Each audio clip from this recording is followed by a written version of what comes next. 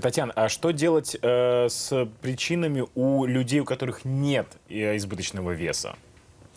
Если нет избыточного веса, то чаще всего здесь особенности прикуса, которые успешно тоже можно скорректировать с помощью профильных специалистов, и особенности анатомии зева. И тут стоит проконсультироваться с лечащим врачом, лор-врачом, как можно исправить эту проблему. Что будет, если не заниматься храпом? Ну, храпит и храпит человек. С возрастом эта проблема может осложниться апноэ, остановкой дыхания во сне со временем, если эту проблему запустить. И апноэ само по себе – это остановка дыхания, когда воздух не циркулирует, не попадает в верхние отделы легких из-за смыкания корня языка с небом. Человек ночью спит в хронической гипоксии, кровь, обедненная кислородом, поступает ко всем жизненно важным органам, к мозгу, к сердцу и несет за собой серьезные последствия.